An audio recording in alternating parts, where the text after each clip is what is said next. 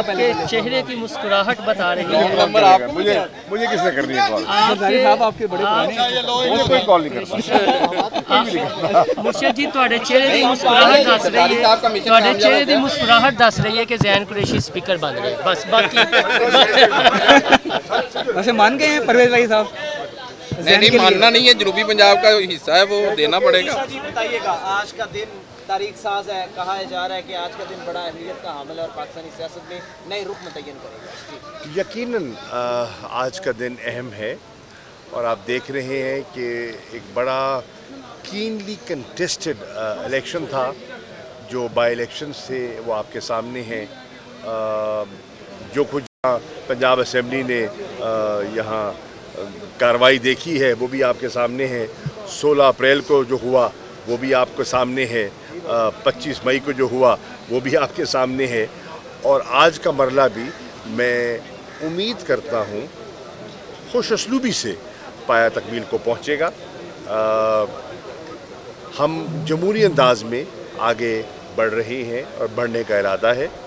الحمدللہ کل جو پارلیمانی میٹنگ کا اجلاس تھا جس کی صدارت چیئرمین تحریک انصاف عمران خان صاحب نے کی تھی, اس میں جو ہمارے ممبرز کی تعداد تھی وہ جو ریکوائرڈ فگر تھا وہ ہم حاصل کر پائے تھے.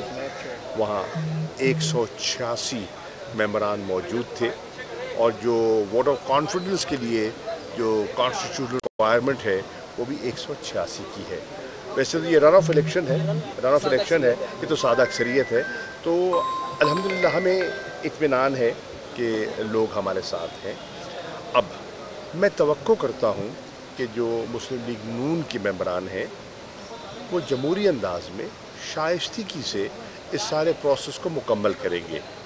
سپریم کورٹ نے دونوں امیدواروں کو پابند کیا ہے کہ آپ رولز اور پروسیجرز کو سامنے رکھتے ہوئے ساری کارروائی کو بطریق احسن سر انجام دلوائیں گے. ہماری طرف سے پورا تعاون ہوگا.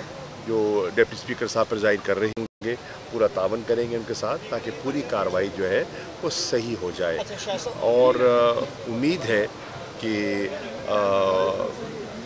جو PMLN کے ساتھی ہیں اور جو ان کے حلیف ہیں وہ بھی جو انڈرسٹینڈنگ نے دے رکھی ہے اس کی پاسداری کریں گے. اچھا شاہ صاحب یہ فرمائیے کہ آپ وفاق کی اسمبلیاں ہوں یا پورے پنجاب پاکستان کی صوبائی اسمبلیاں ہوں, یہ نمائندے منتخب ہوتے ہیں عوام کے ووٹوں پہ. جب اس طرح کا ماحول بنتا ہے تو کروڑوں کی اربوں کی بولیاں لگتی ہیں, اس پہ آپ کیا کہیں گے؟ یہ کلچر کس طرح سے آپ سیاستدان ڈیولپ کر رہے ہیں ملک کے اندر؟ ہمیں ندامت ہوتی ہے جب اس قسم کی بولیاں لگتی ہیں, شرمندگی ہوتی ہے اور اس سے سیاستدانوں کی امیج میں اضافہ نہیں ہوتا. اس چیز کو سامنے رکھتے ہوئے تحریک انصاف نے کم از کم یہ کوشش کی کہ ایسا نہ ہو. ہم نے پولیٹیکل کارروائی کی.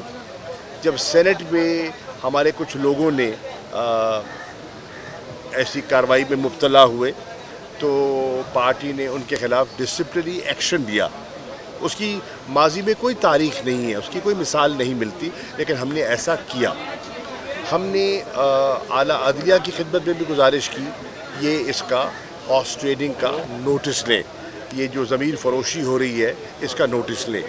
جب مرکز میں ووٹ آف نو کانفیڈنس ہو رہا تھا اور سندھ ہاؤس میں لوگوں کو رکھا گیا تھا, ہم نے اس کی مخالفت کی تھی اور ہم نے کہا تھا ایسا نہیں ہونا چاہیے. بدقسمتی سے کچھ جماعتیں اور ان کی قیادتیں بضد ہیں کہ وہ کام نہ کریں اور اپنی اقلیت کو بزور بازو یا خرید و فروخت کے ذریعے اکثریت میں تبدیل کرنے کے خواہش مند ہیں. لیکن ایسا مجھے امید ہے نہیں ہوگا. دیکھیے اس کی وجہ ہے, اس کی دو وجوہات ہیں. ایک لیگل وجہ ہے, سپریم کورٹ ایک فیصلہ دے چکی ہے آرٹیکل 63 کے تحت کہ جو منحرف ہوگا اس کی وقت جو ہے وہ نہیں رہے گی, اس کا ووٹ جو ہے وہ کاؤنٹ ہی نہیں ہوگا. اچھا شاہ صاحب یہ بات مکمل ہونے دینا. اور پھر عوام بھی فیصلہ دے چکی ہے کہ وہ لوٹے جنہوں نے وفاداری تبدیل کی ان کی لوگ ان کو مسترد کر چکے ہیں. तो मुझे उम्मीद है इन चीज़ों को सामने रखते हुए जो मेंबर है वो अपनी अपनी जमात की पासदारी करेगा। अच्छा शाह साहब, ये फरमाइएगा कि अब तुमके वक्त करीब आता जा रहा है, कोई एक सबसे पहले सवाल ये है कि अपसेट तो कोई नहीं होगा। दूसरा ये बताइएगा कि पावर शेयरिंग फार्मूला तो तय हो चुका होगा, यकीनी तौर पर हो चुका। फवाद चौधरी ने जैसे कहा था हमने कैबिनेट का वज़ीर आज़म के साथ हलफ उठाना है, तो उसके ऊपर कहाँ तक बात चली है? और तीसरा ये कौमी असम्बली में तब्दीली के ख्वाह हैं, आपके वहाँ पर भी तब्दीली आई जैसे पंजाब में आई है? देखिए, चौधरी परवेज़ इलाही साहब के साथ हमारी अंडरस्टैंडिंग जो है वो कल रात की नहीं है। हमारी एक तवील अंडरस्टैंडिंग उनके साथ चली आ रही है। वो हमारे स्पीकर थे, हमने उनको मुंतखब किया था और तकरीबन 3.25 साल हम मिल के चले हैं। जब आजमाइश का वक्त आया वो उस आजमाइश पे पूरा उतरे और उन्होंने हमारा साथ दिया। हमा किस्म की आपके इल्म में है कि तरगीबात थी, आपके इल्म में है कि शहबाज शरीफ साहब 35 साल के बाद तीमारदारी के बहाने उनके घर ले गए, ठीक है, लेकिन उन्होंने अपनी बात पर कायम रहे। जरदारी साहब कल 5 घंटे वहाँ बैठे रहे तो उन्होंने मिलने से इनकार किया। परवेज़ इलाही साहब के साथ हमारी बहुत अच्छी अंडरस्टैंडिंग है और उस अंडरस्टैंडिंग को लेकर हम चल रहे हैं। हमारा एक एतमाद का रिश्ता है और इंशाअल्लाह खुदा करे ये आज का मरला बखैर खूबी अपने मंतक़ी अंजाम को पहुँचे तो अगले मसाइल जो हैं, अगले मराहिल जो हैं वो भी तय हो जाएंगे। इमरान खान कहते रहे, इमरान खान परवेज़ इलाही को डाकू कहते रहे, पंजाब का सबसे बड़ा डाकू है, हम इनको लास्ट में बता दीजिएगा, आप इक़्तिदार के ऐवानों के बड़े पुख्ता पाकिस्तान के सियासतदानों में से एक हैं। ये बताइएगा, अल्लाह ना करे अगर आपकी तवक्कुआत के बरक्स ये आज का सरप्राइज़ आ जाता है तो फिर भी आप न्यूट्रल्स की जानिब उंगलियां तो नहीं उठाएंगे, वो अभी तक न्यूट्रल हैं, आप क्या कहते हैं इस हवाले से? देखिए, हम एक कॉन्स्टिट्यूशनल प्रोसेस को फुलफ़िल कर रहे हैं। जो हमने देखा है प्रोसेस वो हमने उसकी पासदारी की है। हम आइन और कानून के मुताबिक चल रहे हैं और इंशाल्लाह ऐसा ही चलते रहेंगे। अच्छा शाह साहब, बताइएगा कि आसिफ अली जरदारी का हम आइंदा 2-4 दिनों से लाहौर में मौजूद हैं, काफ़ी मुतहर्रिक हैं, उनकी जो मुफाहमत की सियासत है उसका तोड़ किस तरह से निकालेंगे? रात को तो उन्हें कोई कामयाबी ज़ाहिरन नज़र नहीं मिल सकी, लेकिन मुफाहमत की किससे मुफाहमत करना चाह रहे हैं वो? किससे?